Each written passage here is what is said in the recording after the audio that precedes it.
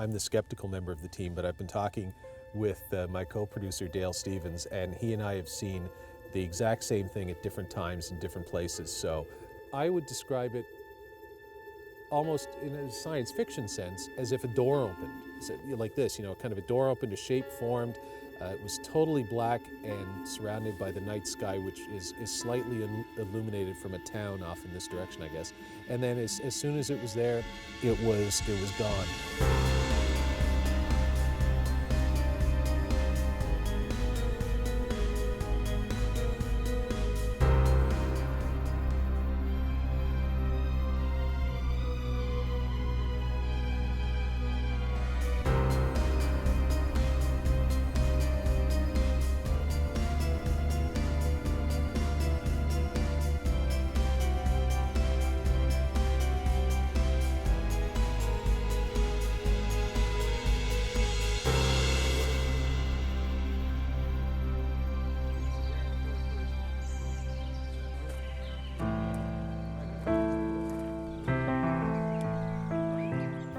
That's a little stable there. It's interesting to have a look in there, and there's a history board on the side about the site as well. Right. Well, hopefully. Oh, Steve's already here. Oh yeah, here's Steve Mary. Right side. Okay, left side will do. All right, well, let's get out, say hello to Steve, and have a look-see at Shocklach Church. Hi, Steve. Hi, guys. Hey, Steve. Good to see you again. Welcome to Shocklach. Thank you. Yeah. Good to see you again. Hey. Morning, Mr. Merritt. Hi, Dave. All right. So has anything paranormal happened to you while you've been waiting for us? No, not at the moment, but if we have a look around, get our stuff out, All right. check the place out. Well, give us the grand tour first, and then we'll pull this stuff out and set Certainly, everything yeah. up. Tell you what's what. Yeah. No problem. All right, guys, Great. let's go have a look. You're talking circa the 13th century for the building of the church. The original part, as you can see, on the left-hand side is a lot older than there was an addition. It was a small church, you needed an addition. So you've never been here before? No, this is my first time. This to is a- Shocklach. Ah. But, I'm aware of its the so-called experiences that have been reported here over the years. Right. Time slips, apparitions, and that's good enough to draw my attention. But you're the expert. Sorry, Dave. No, I'm not an expert. You're the one with a great deal of experience here. Yeah, I've been coming here now for 10 years. Hours-wise, you're probably looking at 3-figured hours spent at the site.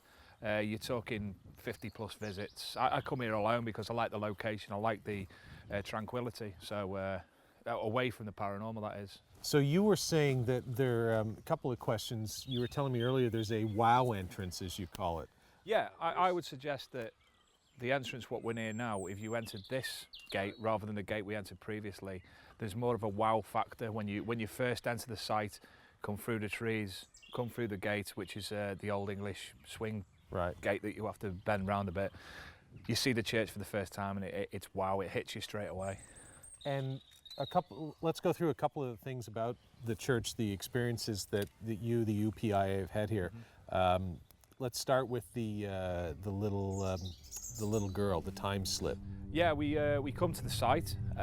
It was my colleague's first time, and he brought his daughter along with him as well. We wanted to discuss something away from the pioneers of a child, so we walked to the rear of the church. At that point, we stopped. He lit a cigarette. He took one drag of it. We asked her to run away. She ran from behind the church. As she went round one corner of the church, she automatically appeared around the corner closest to us straight away within an instant.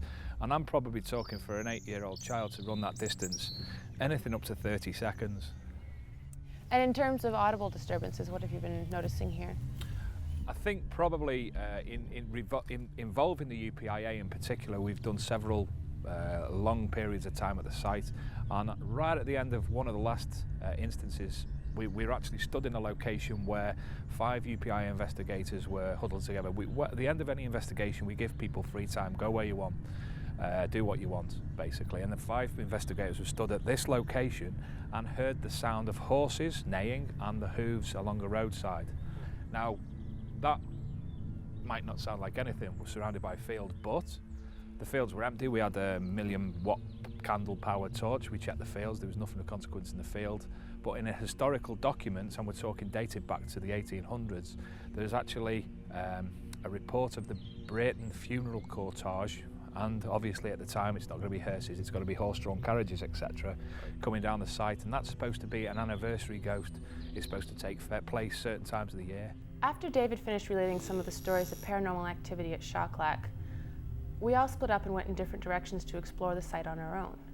As I was moving along the side of the church, I felt compelled to move into a remote corner of the grounds.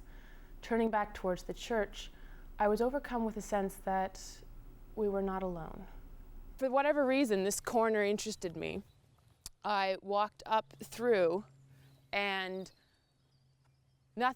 obviously there was nothing going on, but I was standing in that area, and I turned and I looked at the rest of the church, the building, and nothing happened, but it felt like something was going on. And in my mind, I literally thought the words, something's happening. It was an emotional response that something's happening. With all honesty, you have just described to me word for word exactly the same as many other, well, not many, I'm not talking tens, I'm talking 3, 4, 5 people have said word for word.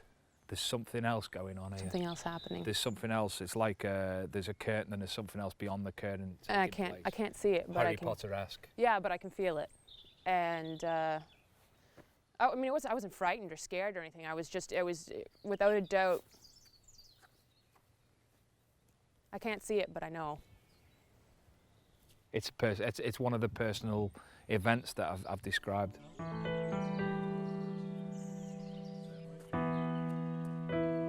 The sun was starting to set, so Paul, Steve, and Dave went back to the parking lot to set up some of the gear. I stayed behind to take some pictures of the church. It was only a few minutes later that the unbelievable happened. Hi, Holly. Hey. I believe you've had an experience. Something unusual? Yeah. I'm laughing because I'm awkward and uncomfortable. FYI. Okay, so what's happened then? I was taking pictures of some stuff. I took a picture of this, for whatever reason, this window right over here, and then clear as anything, I heard the horse's hooves. You heard horses' hooves? I heard the horse's hooves, and I thought that was laughable because we've heard so much, the horse's hooves, the horse's hooves. Yeah. And it wasn't somewhere off in the distance. It wasn't like... Were you quite close? It sounded like it was just on the other side of this tree line here, and I thought for sure that there must have been a horse there. There must have been a hard surface because it sounded like a hard surface. The horse hooves, I heard it for about a second and a half to 2 seconds. The clop of the horse's hooves, and almost what I would have, at the time I was thinking, that sounds like a carriage, like a wheel on the surface as well. Yeah. Yeah. It was so clear and so distinct and so close that I had to come down here. Right. And I never took my eyes off the site from where I heard it, and it was right through here.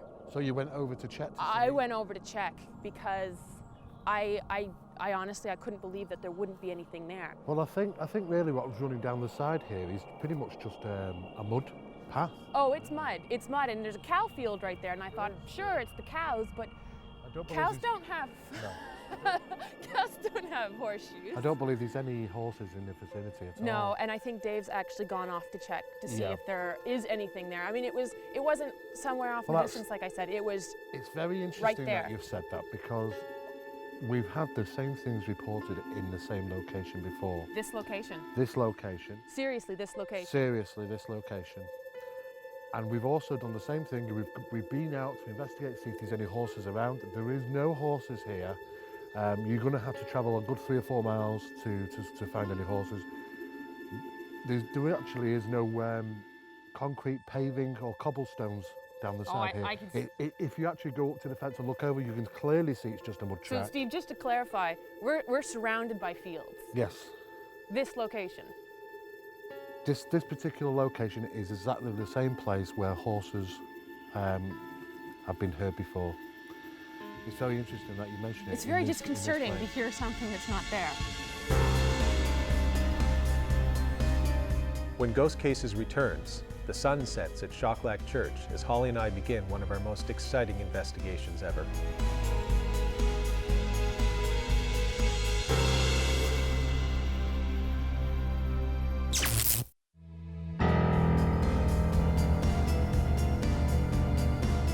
darkness descends on Shocklach Church, Holly and I start our investigation.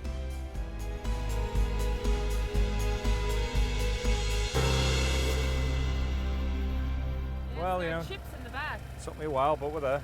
Chips in the back. Yeah. All right, let's go through this Dave as fast as we was can. just going to go over what we're doing here. So we've got our DVR cameras have been set up, but No, you told me you were giving it to me. Huh? You said you were giving it to me.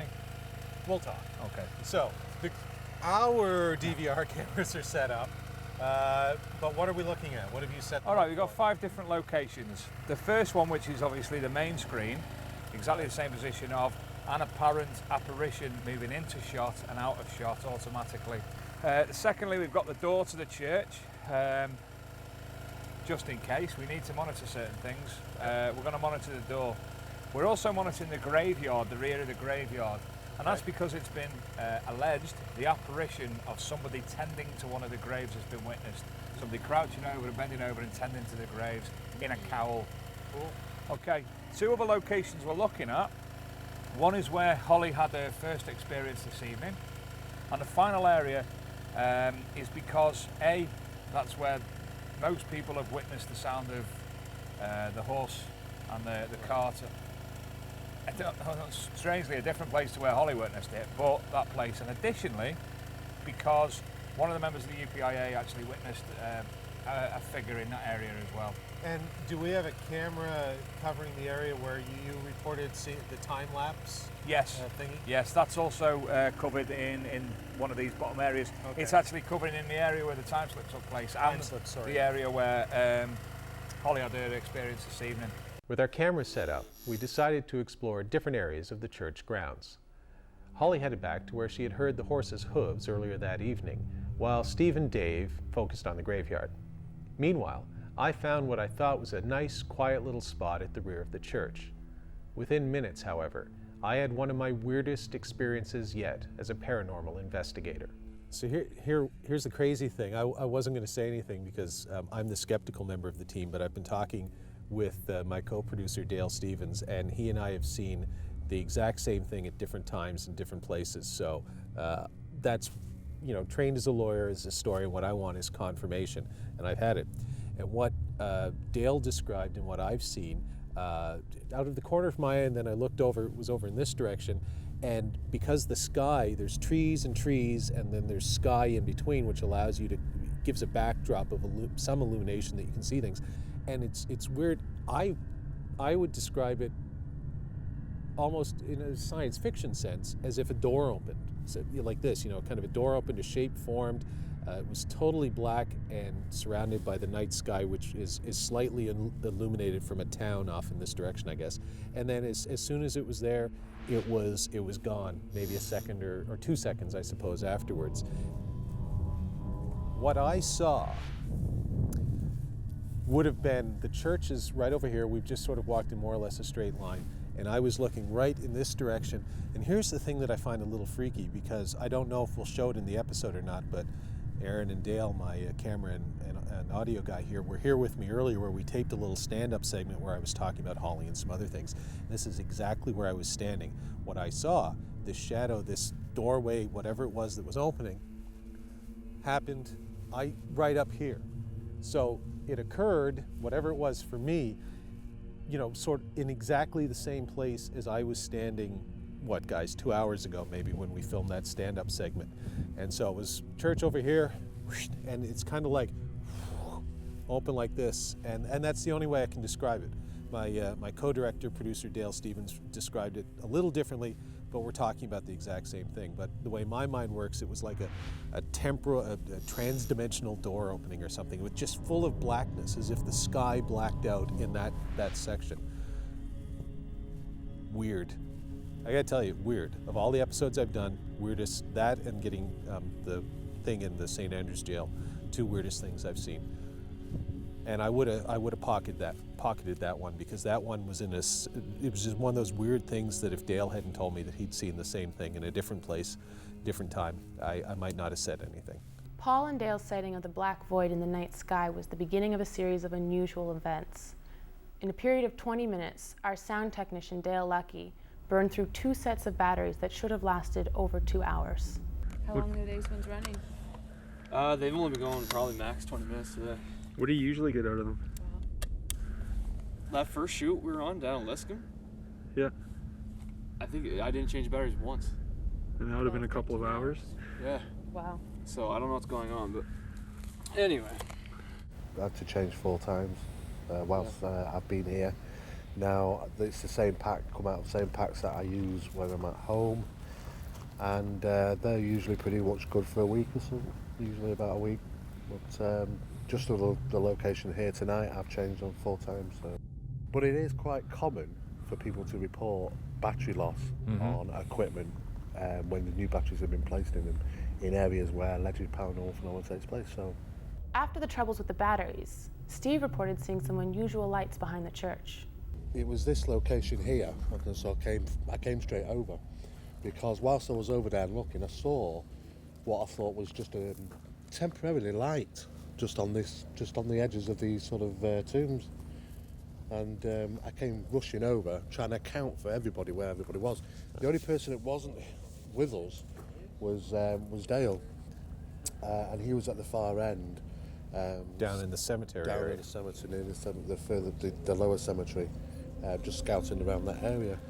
I don't know if it was basically just that he's wandered the torch and it's just caught my eye as it swept this area. I'm not too sure, but I talked to Dale and he said that he didn't come over to this area with his torch. So, Well, here's the great thing about sort of the scientific method. We might be able to recreate that's right. a torch from that far down. If we can get Dale to go right down to where he was earlier, and with his it's only a very small torch. Yeah. And with his torch, just to flash over in this area, See if it and catches if we anything. can just go further, just round the corner a bit, and see if we can see that torch, then Okay.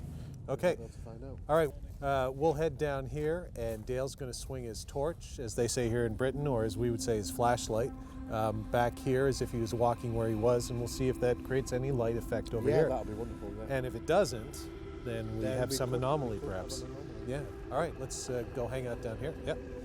He's always pointing in that direction, It wouldn't have looked like that. and that's like lights the whole. Yeah, because as a flashlight works, the beam goes out. Yeah. And it gets further and further apart the distance you're away. Yeah. And when Dale was down there and he flashed his light up here, it was too widespread. It was very focused, the light where I saw. Yeah. So I think we could have something on a little bit strange there. The only thing Dale suggested is that he was shining it down there where there are tombstones.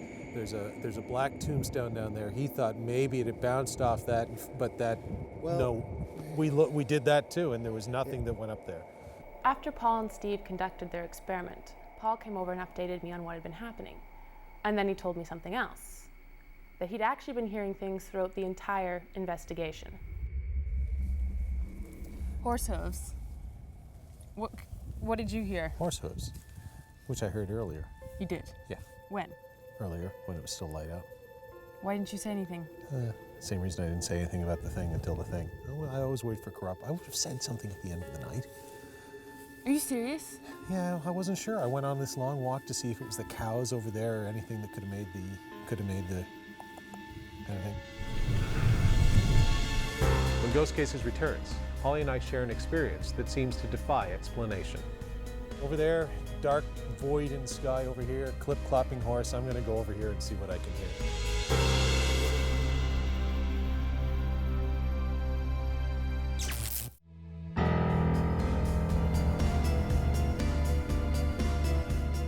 Holly and I conclude our investigation of Shocklach Church.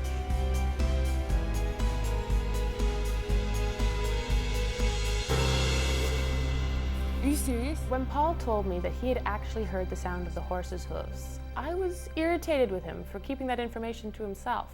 But I was also a little relieved that someone else was hearing the same things I was. And then we heard the sound of the horses again. It was the clip-clop, clip-clop, clip-clop, clip-clop, clip-clop. How'd it go? Clip-clop, clip-clop, clip-clop, clip-clop. Yeah. No, she was like, and I was like, yeah, no, I heard it at the same time. And then it disappeared. Didn't want to yell. She said, "Lo, yell and let everybody know." I said, no, because there's cows over there, and I wanted to go over and make sure it wasn't a cow rubbing against the metal thing, which I had observed earlier. And then we just heard that, and that was a different sound. Yes? Yeah, I'm sorry. I'm just really cold. That's why I'm shaking. No. But we heard them both within like 3 minutes of each other, and they're different sounds, right? We heard a clip, clop, and then the metal sound, which we just heard, is different. Yeah, no. Plus it is cold, yeah. Clip, clop, clop. But then it's gone. Oh no, I'm with you, I heard it. At this point, Paul and I were running on nervous energy as we tried to figure out if there was a rational explanation for what we were hearing. I don't know, it sounded like horse hooves to me. And I specifically, because I briefly heard, like for a second earlier this evening, I went on this long walk, the same second or two, the clip, clop. Again, sorry, I pocketed it. Yes, I was gonna report it later. This is the way I work. But I went on this long walkabout like Steve did to go over to suss the area out. I saw the cows. I even called one over. It's like, you're a little cow. You called it Yeah, over? because if you knock the metal, ding, ding, ding, ding, ding, some of the cows will run away in fear, but the curious ones, Like Holly. yeah, they'll move. Did you just call Holly a curious cow? No, I just said she's curious. Yeah, Right. that works too. This has descended into comedy, which is great. I do comedy when I'm nervous. Yeah. I'm not nervous. It's just weird, especially with the black things that Dale and I saw. Look, I'm like Kermit Frog. Especially with the black things that Dale and I saw. But I absolutely. I heard a clip. I heard it, and it actually lasted for a good, I think, what, 6 seconds, 5 or 6 seconds, maybe, give or take. It was a prolonged. It was longer than the first time that I heard it. Me too. Same here. Yeah. All I know is there's sounds. There's I think there's some sort of animal crawling about. There's, as Dave said, the metal thing over there that's in the field. There's whatever that is, which is not what we heard. Those are just natural sounds, and what I heard, I can't speak for Holly, in all seriousness, was an unnatural sound. It sounded unnatural to me. Hold on, just listening.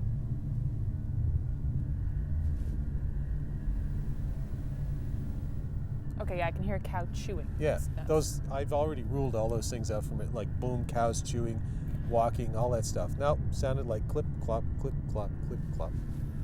That's my horse. Anyway, I'm just over there, dark void in sky over here, clip clopping horse. I'm gonna go over here and see what I can hear. Fantastic. I'll scream if I hear the clip clopping of the horse again. Excellent. Well, I won't really scream, but it will notify people in a professional fashion. Moving on. What happened to us that night at Shocklach Church? I still don't know. We don't have any photos of relevance, and our audio and cameras didn't pick up anything anomalous. But we all saw and heard things that we cannot explain.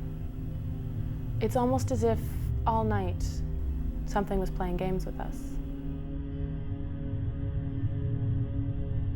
Shocklach is the type of investigation that you never want to see end. I can understand why my friend Dave Sadler has been drawn there over and over again, because the location is genuinely haunting and truly unforgettable.